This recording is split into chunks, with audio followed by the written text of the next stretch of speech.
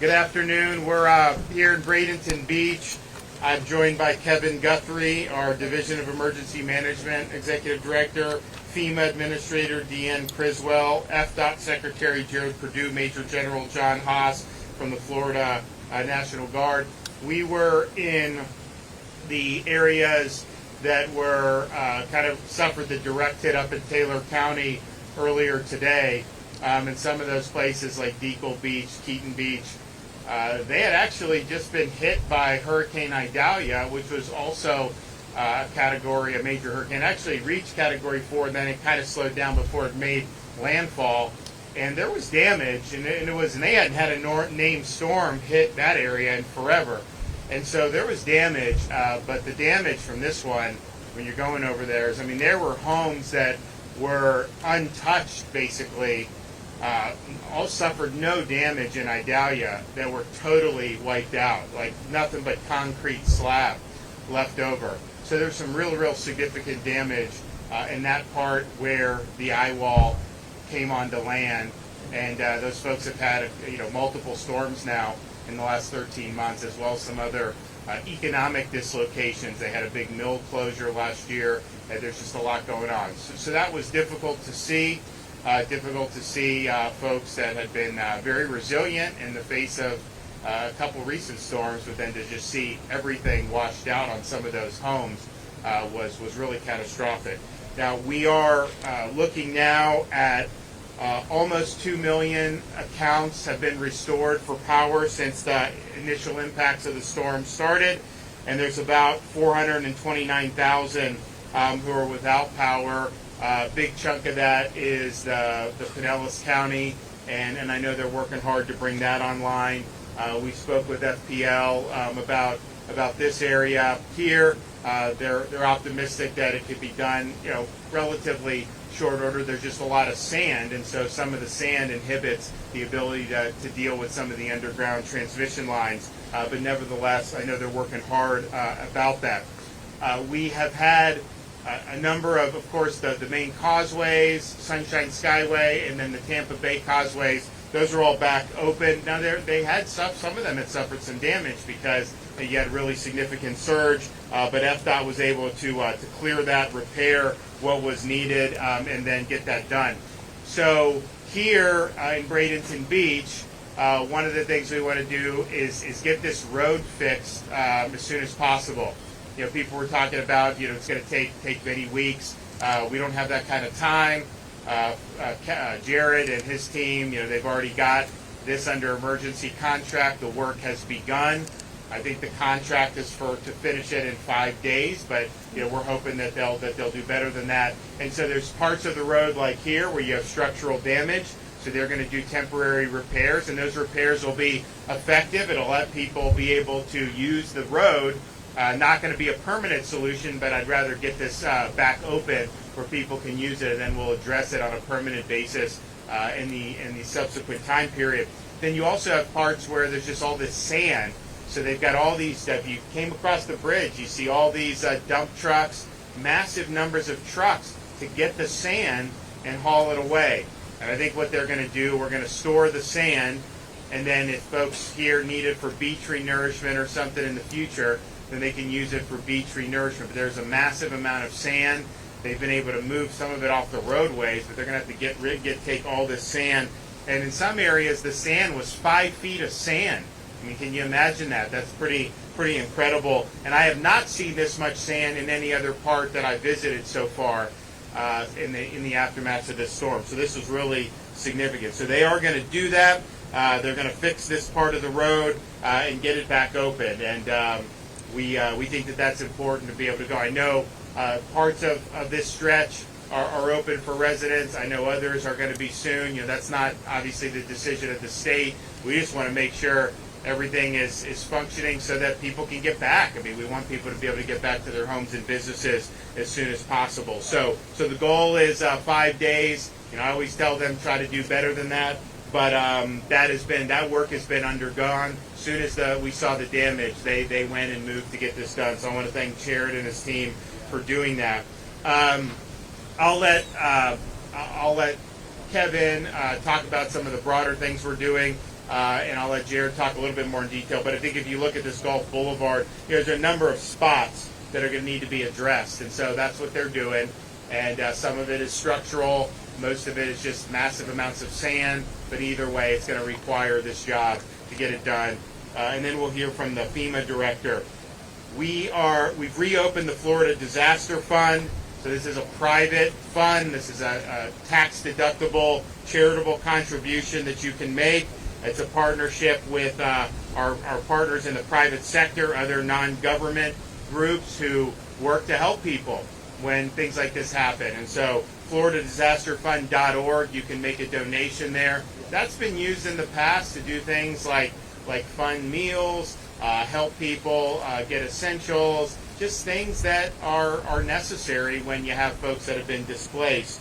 If you need any information, non-emergency information, you can call the State Assistance Information Line at 1-800-342-3557. Don't use that to report an emergency, but if you have questions about information, there's a wide variety of issues that pop up, you can call that line. And now for the next 2 weeks, we're going to have the Hope Florida line 24/7 service. And so this is something, not emergency, but if you need something, if you need some food, if you need help with shelter, if you need assistance in the aftermath of the storm, you can call this Hope line. It's 1-833-GET-HOPE, 1-833-GET-HOPE. We have the Hope bus at Taylor County High School up in Taylor County, as well as in Madison County today, and we'll likely be moving that around the state in the ensuing days. So thanks to everybody who's been working. People did take this storm seriously. You know, it's pretty incredible that you could have a storm that's 100 miles offshore and yet cause this type of damage. And that's just the reality. And people, I think by and large, were prepared for it. I know your local folks were really working hard, and Kevin and his team were working hard to be prepared as well. So now we've got to fix stuff, get people back up on their feet, and make sure that we're able to bounce back. But I would just say for folks here, there's a lot of damage, but there's no question you're going to be able to bounce back. What I saw in Taylor, I saw the ground zero. Even there, as bad as that was, they're going to come back. It's just going to take a lot of grit. It's going to take a lot of determination. It's going to require resiliency. It's not easy, but it will. This is just too nice an area not to. So this road will be one thing that is done. There's going to be a lot more that'll be done, and we'll get people back going in a good direction again. Okay, Kevin Guthrie. Thank you, Governor, as always, for your support and your leadership in these trying times. The State Emergency Response Team continues to work on search and rescue operations. If you need reunification, and this is something that's been coming in quite a bit lately, is I can't make contact with a loved one. The American Red Cross is simply the best at that in the entire world. They were set up for that. That's something that we're asking you to call the Red Cross on their reunification line. That's 1-800-RED-CROSS or 1-800-733-2767. Again, that's 1-800-733-2767. Sorry. Crews are working around the clock to clear roads and repair critical infrastructure, like you see here from the Florida Department of Transportation. We are working on getting our points of distribution set up. Today, we have 31 of those set up across the area.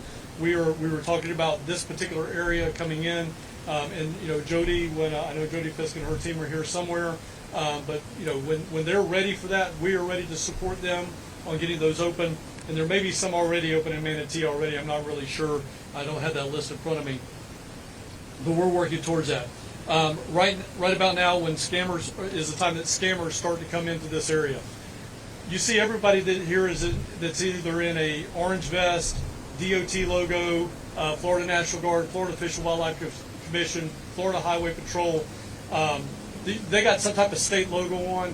You can go and say, hey, look, this person over here, I'm not really sure about them. They're asking for cash. All of these state employees will roll that information up to us, and we'll get the right people to come out here and start working on that. It takes all of us to make sure that people don't come in here and take advantage of our residents, and we want to make sure that we're doing that. When that happens, you, again, report it up. You can also verify and check any contractor's license at myfloridalicense.com. Again, that's myfloridalicense.com.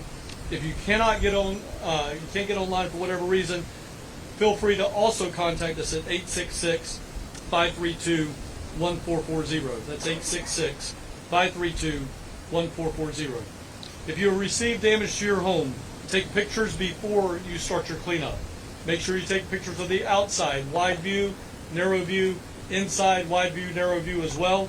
Make sure that if you have a watermark in your house, make sure you document where that watermark's at. Take a ruler, take a tape measure, photographic. There are some generic things that we can kind of somewhat figure out what the height was between your electrical outlets and your doorknobs and things like that. So if you don't have that, try to get an electrical outlet in the picture, try to get a doorknob in the picture. That gives us some point of reference.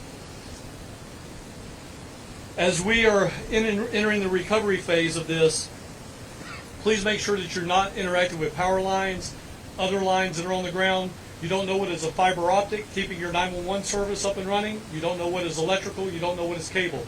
Do not cut any lines. Please be very, very careful about that. Be sure to make sure you're wearing the right protective equipment. We have, and the governor and I unfortunately have had to do this a number of times, where we talk about fatalities and serious traumatizing injuries that come after a storm when somebody's on a roof, they're on a ladder, they're operating a piece of equipment that they're not trained to do, kickbacks from chainsaws and things like that. Make sure if you're going to do it, at least wear the right protective equipment. As you look around you, all the DOT personnel and other construction workers wearing hard hats, wearing safety goggles, wearing the appropriate closed-toed shoes, wearing chaps and things of that nature. Please make sure you're being safe when you're doing it. But if you don't have that skill set, you just feel like that is not something I need to be doing, that's a good way to start your decision making. We have people that will help you with that. We are proud to announce that Crisis Cleanup has once again partnered with the Florida Division of Emergency Management in the state of Florida. We will send volunteers out to help you. That number is 1-844-965-1386. Again, 844-965-1386. Make sure you avoid unnecessary travel on the roads, as there's maybe a lot of dangerous situations, including what we're standing on right now. Listen to your local authorities for updates when it is safe to return home. For general information, as the governor has already said, make sure you contact our State Assistance Information Line or our cell line. That is not an emergency line. If you're just needing information, get a direction on where to go, make sure you're calling that number at 1-800-342-3557, where we have assistance available in English, Spanish, and Haitian Creole. The governor wanted me to talk last stop about housing, so I'm going to go ahead and do that now too. Basically, we have three forms of housing assistance. The first one is what we call our state home repair program, and I'm going to stop there for just a second. If you are wondering where to send your dollars for voluntary donations, there's a lot of good voluntary organizations that will be more than happy to take your money. But if something like housing repair sounds like, hey, I want to invest in that. That is what we use the Florida Disaster Foundation. It's one of the many things, but that's a really great place to throw your money. It will help people who are truly in need, that need their state home repair program done. So we get money from that. We turn it right around. We get folks like the Salvation Army, the American Red Cross, Team Rubicon, the Southern Baptists, and all of the religious organizations that come out and help us. That's how we help fund them to do the work for you all. So again, that's a very, very good place to put your dollars. So that's the state home repair program. The second one that we have is the state's what we call non-congregate shelter travel trailer program. We really like to take that program and pair it with our state home repair program so that you can stay on your property while you're repairing your program. Then we'll come and take the trailer away and give or take about 6 months. That is a 6-month program. Deanne is very courteous every now and then and gives us a 6-month extension to 12 months. But 12 months is a hard line in the sand, no pun intended, since we're standing here. But we have to close that program out at 12 months. So that's the state's non-congregate shelter travel trailer program. The last program that I'll speak about, and I'm sure the administrator will probably speak about it just a little bit more, is an 18-month FEMA direct housing program for areas that receive individual assistance and qualify for the individual housing program. They can turn on the direct federal or the direct housing assistance. If you are in a state trailer, you may qualify for the federal program. The good news is we're not going to be bureaucratic and say you got to get out of mine and get into hers. She will literally buy that from me, and you can stay in the exact same travel trailer, and now you're up to about 18 months in that same location. So We're going to work together with each other on that coordination effort to make sure that you don't have to go through bureaucratic nonsense.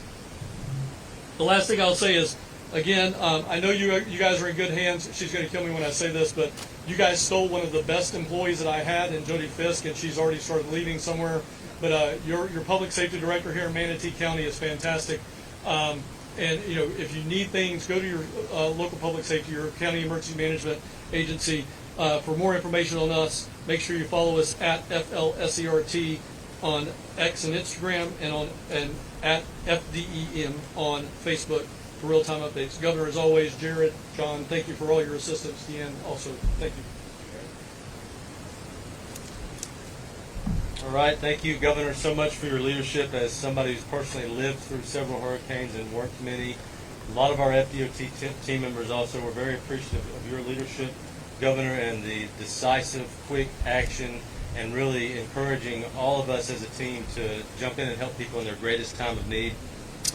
We're standing here on State Road 789, which sustained significant damage from Hurricane Helene, along with just mounds and mounds of sand. One of our goals here at FDOT is to get this community back to normal as quickly as possible. And as soon as the water receded, our FDOT team here in District 1 jumped into action under the leadership of District 1 Secretary L.K. Nandum and immediately started doing damage assessments. We brought our people, our equipment, they all swarmed the area and started moving sand as quickly as possible. You've seen them out here working all day yesterday. We also jumped into action, put a scope together, solicited bids, and got under contract immediately after the storm passed through to repair this road and get this community back to normal. Our contractor, DeMoya, has already gone to work. They're going to be repairing this road. They're going to be moving the sand.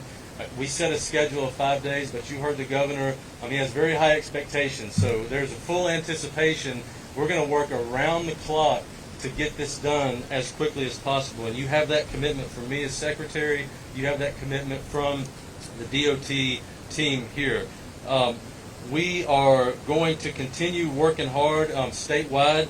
If you look at our statewide efforts thus far, we've had over 800 crew members actively working in the field to get roads cleared. We've cleared over 12,000 miles of roadway. We're 96% complete in getting all of the roadways cleared. The ones we have not got to yet just simply are not accessible because of water. But those will be quickly cleared as soon as we can get to them. 129 bridge inspectors have already cleared and inspected nearly 1,400 bridges across the state.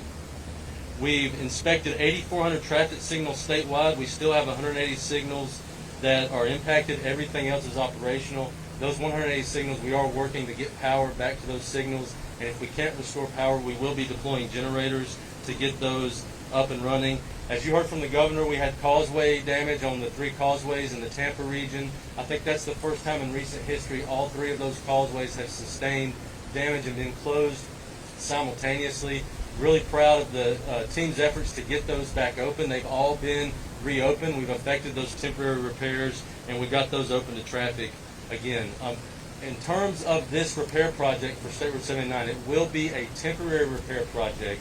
We will get it open to traffic, but it will be a temporary riding surface just so that this community can start recovering and move around. We will come behind that temporary project and have a permanent repair project to finish the job as the community continues to recover. Again, thank you, Governor, for your leadership. Thank you to Kevin, all of the partners, the local partners here who have been absolutely amazing to work with. It truly is a team effort. We're all in this together. We get hit by hurricanes every storm season. We always pull together as a community and accomplish great feats. So again, Governor, thank you. We have a lot of work cut out for us, but we're going to get it done. Okay. Thank you, Governor, and good afternoon, everybody. First, on behalf of the Biden-Harris administration, I just want to express our deepest sympathy for all of the families who lost loved ones as a result of this storm, and for all of those who incurred damages as well as a result of this storm. We've been able to move resources in here from across the federal family beginning on Monday, resources from our urban search and rescue teams, the Coast Guard, Fish and Wildlife, Army Corps of Engineers, and others, to be able to support whatever requirements might have come from the response effort. And we worked very closely with Director Guthrie and his team to make sure that we were getting our resources in place where he needed them most. And so I'm very proud of the work that our federal partners have been able to do during the response part of this. As we move into the recovery phase now, I know the governor's team is finalizing the paperwork for an expedited major disaster declaration. And the purpose of my visit here today is to be able to see firsthand what these impacts are, to be able to talk to the people in the communities that have been impacted, so I can make sure that we get that through our system as quickly as possible, and that's exactly what we'll do. If and when there is an individual assistance declaration that is made, you heard Director Guthrie talk a little bit about some of the different programs. We also have a variety of different programs, and I think the important thing to remember is that we know that there are individuals, there are families that have experienced impacts from multiple storms now. Over the last year and a half, year plus, 3 different storms in this part of the state. And we know that everybody has their own specific and unique circumstance. And so we don't want to have a one-size-fits-all approach. We want to work very closely with Director Guthrie and his team, and then with all of those that have been impacted, so we can find the right solution for you to help you on your road to recovery. We know that recovery can be complicated, but we know that when we work together, we can make anything happen. And I've directed my team, especially for those that have had impacts from multiple storms, to make sure that we're doing whatever we can to reduce the burden that you are experiencing still from perhaps recovering from previous storms as you begin the recovery from this storm as well.